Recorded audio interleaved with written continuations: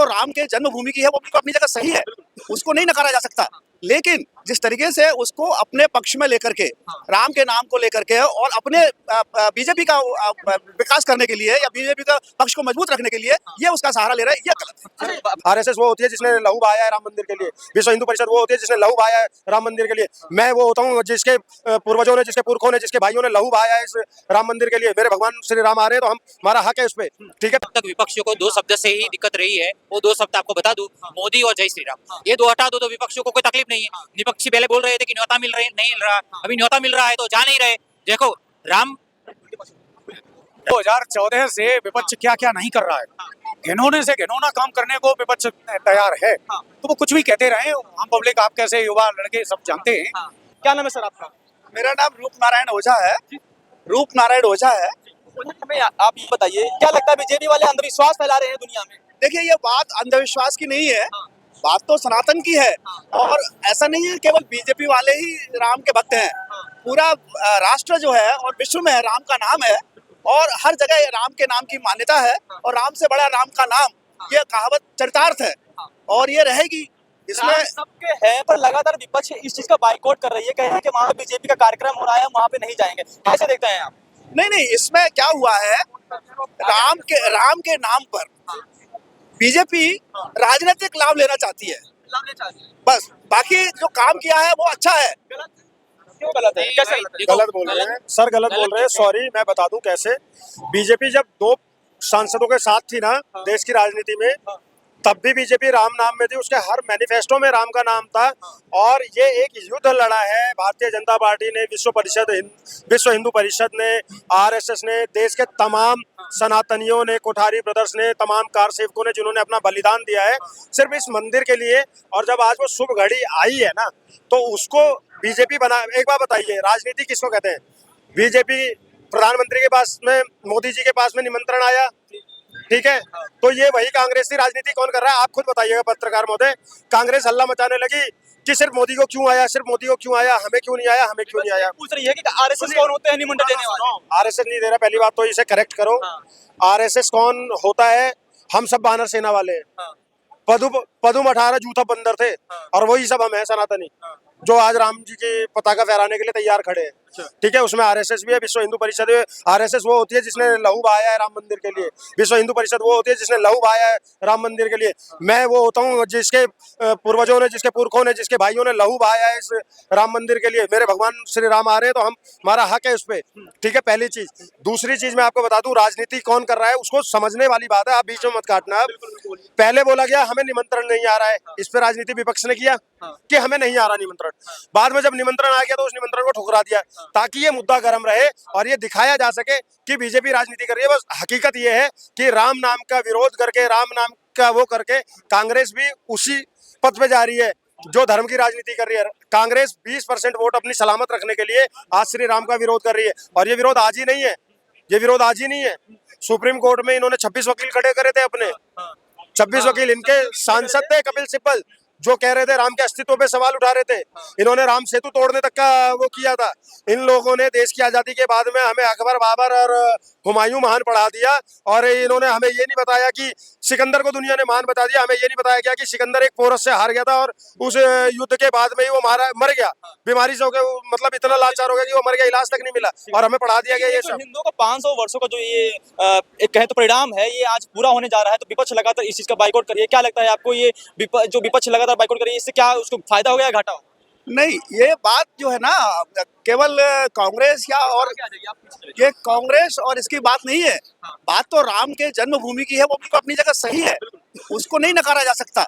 लेकिन जिस तरीके से उसको अपने पक्ष में लेकर के, राम के नाम को लेकर के और अपने बीजेपी का विकास करने के लिए या बीजेपी का पक्ष को मजबूत रखने के लिए ये उसका सहारा ले रहा है, ये गलत है। उसको नहीं देखो, आज तक विपक्षियों को दो शब्द से ही दिक्कत रही है, वो दो शब्द आपको बता दूं, मोदी और जय श्री राम। ये दो हटा दो तो विपक्षियों को कोई तकलीफ नहीं है। विपक्षी पहले बोल रहे थे कि न्योता मिल रहे नहीं मिल रहा, अभी न्योता मिल रहा है तो जा नहीं रहे।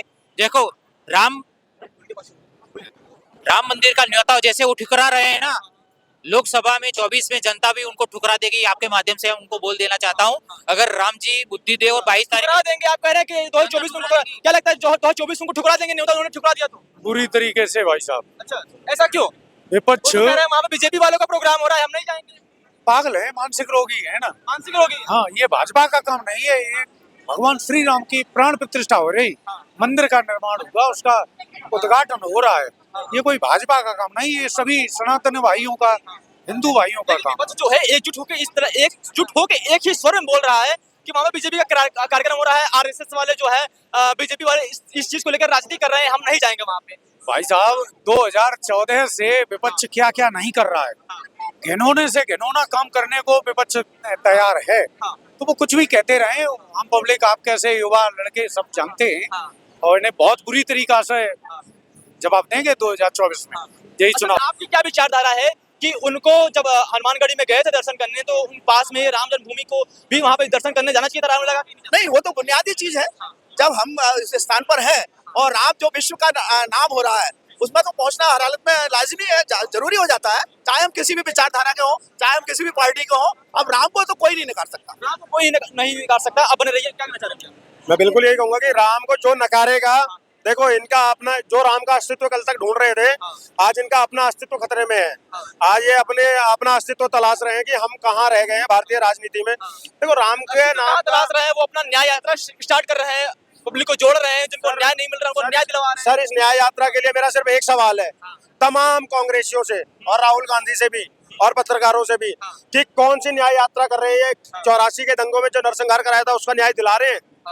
इतने सालों तक इनकी सरकार रही, इनके ही पिताजी ने, राहुल गांधी के पिताजी ने ये शब्द बोले थे कि जब बड़ा पेड़ गिरता है तो परिणाम भुगतने पड़ते हैं। और इसी दिल्ली की सड़कों पर सिख भाइयों का नरसंहार हुआ है। क्या उसका न्याय दिला पा रहे हैं ये?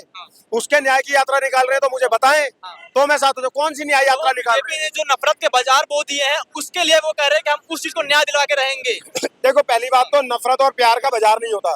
नफरत और प्यार दोनों ना इमोशन से, भावनाएं हैं जो यहाँ से निकलती है। तो उसका कोई दुकान नहीं होती, नफरत की दुकान नहीं होती, नफरत का बाजार नहीं होता, प्यार की दुकान नहीं होती, प्यार का बाजार नहीं होता। ये इमोशन है, ये भावनाएं हैं, और ये वही समझ सकता है जिसके अंदर भावनाएं, अच्छी भावनाएं। जो नफरती लोग हैं, मुझे एक बात का जवाब देना। तमाम सवाल होते हैं कि बीजेपी ये कर रही है, बीजेपी वो कर रही है, ये कर रही है। अरे मुझे एक बात बताओ ना, इनके इंडिया अलायंस का एक नेता बोलता है पूरे सनातन को, वो जब बोल रहा है ना सनातन खत्म करने के लिए, तो वो मुझे ही नहीं बोल रहा है, अंकल जी को भी बोल रहा है, आपको भी बोल रहा है, सबको बोल रहा है, हर सनातनी को बोल रहा है। क्या बोल रहा है? कि सनातन डेंगू है, सनातन एड्स है, सनातन को खत्म कर देना चाहिए। समझ रहे हो मेरी बात को? इनके उदयनिधि स्टालिन ऐसे जो बयान आते हैं ना सर, तो सोचना पड़ता है क्या इन्होंने उससे गठबंधन तोड़ा? बिहार का एक वो आ जाता है शिक्षा मंत्री, राम के ऊपर प्रश्न कर देता है, राम के अस्तित्व में प्रश्न कर देता है। क्या उस पर सवाल किया गया? इनका एक नेता कह देता है राम मांसाहारी थे, क्या उससे ये लोग माफी मांगते हैं? नहीं। अरे सर, कोई माफी नहीं है। ये मैं बता रहा हूँ आपको, चुनावों के समय पे आपने ध्यान नहीं दिया होगा, 19 के चुनाव के समय पे राहुल गांधी कपड़े के ऊपर जनेऊ पहन के मंदिर मंदिर भटक रहे थे, लेकिन उन्हें क्यों जनता ने नकार दिया? क्योंकि जनता जान चुकी थी कि ये कालनेमी है। क्या लगता है? कालनेमी है, इसलिए उसको जनता ने नकारा था। और 2024 में तो इन्होंने राम मंदिर का बहिष्कार करके, सनातन पर गलत टिप्पणियां करके, रामचरितमानस में सवाल उठाकर इन्होंने अपने ताबूत की आखिरी कील खुद ठोक दी है। अब ये नहीं आने वाले। क्या लगता है राम मंदिर का विरोध करने के बाद, राम मंदिर का विरोध क्या कहते हैं, बाइकआउट करने के बाद, क्या लगता है जो कांग्रेस पार्टी वो फंस गई है पूरी तरह से? अभी तो गले की हड्डी हो गया है, इकट्ठी हो गई है। बिल्कुल, क्योंकि अभी सनातन के समर्थक वो सारे दलों में है। ऐसा नहीं है कि वो कांग्रेस में नहीं है।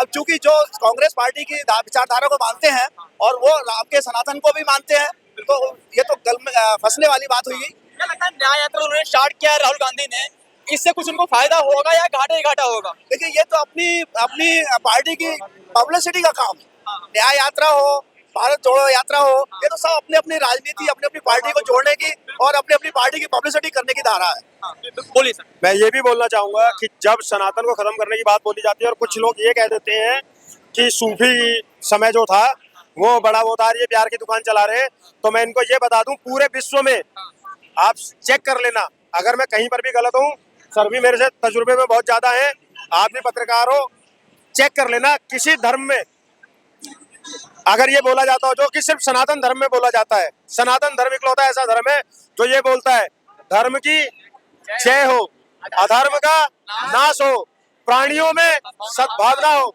विश्व का कल्याण हो। और जब वो ये बोलता है कि प्राणियों में सद्भावना हो तो प्राणी सिर्फ सनातनी नहीं, हर प्राणी में सद्भावना हो।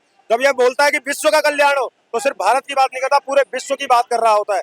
ये सिर्फ मेरे धर्म में, गौरवान्वित धर्म जो मेरा है सनातन धर्म, उसमें बोला जाता है, बाकी दुनिया के किसी धर्म में नहीं बोला जाता है।